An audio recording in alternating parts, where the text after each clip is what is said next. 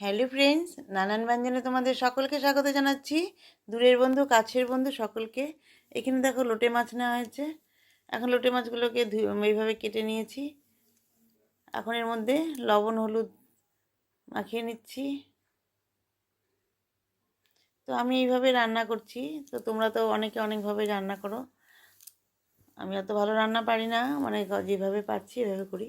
আর এখন এর মধ্যে দেখো সরষের তেল দিয়ে দিলাম। আর এখানে যে এটা পেঁয়াজের গাছ আর কি, তো পেঁয়াজ আরও আছে, তো আমি এখানে 3টা দেবো, সেই জন্য 3টা নিয়েছি ধুয়ে। আর এখন এখানে রসুনটাকে থেতো করে নিয়ে দিয়ে দিলাম, 2টো রসুন আছে এখানে গোটা। আর এখন এখানে পেঁয়াজ আর যে পেঁয়াজের পাতা, এই দুটো দিয়ে এখন মেখে নেব। তো রসুন পেঁয়াজ আর পেঁয়াজের পাতা এই দুটোই দিয়েছে। আর লবণ হলুদ তো মাছে মাখা আছে তেল দিয়ে, তো এর মধ্যে আরও একটু দেবো লবণ হলুদ।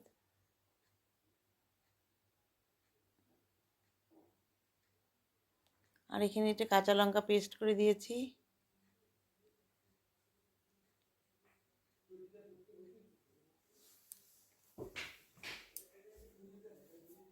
তো এখন এখানে একটু লবণ দিয়ে দিলাম, আর একটু হলুদ দিয়ে দিচ্ছি,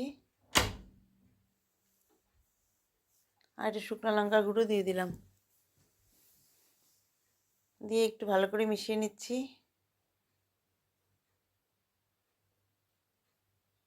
তো আমার এক হাতে মোবাইল দেখে এটা ঘুরে যাচ্ছে, কিন্তু পরে আমি ভালো করে মেখে নেব। আর এখন এর মধ্যে একটু ধনেপাতা দিয়ে দেব। তো এখন ধনেপাতা দিয়ে দিলাম, পরে আরও ধনেপাতা দেব। তো এখন এইটুকুন দিয়ে মাখিয়ে আমি এখন তেলের মধ্যে একটু কালো জিরা ফোড়ন দিয়ে নিলাম। তেল তো গরম হয়ে গেছে। আর এখন আমি এর মধ্যে এটা ঢেলে দিলাম। তো আমার টমেটো কাটা আছে, তো টমেটোটা দিতে ভুলে গেছি, তো এখন আমি টমেটো দিয়ে দেব। তো একটু ঢেকে দিলাম। যে টমেটোটা এখন দিয়ে দিয়েছি, দিয়ে যে এইভাবে মজে উঠেছে।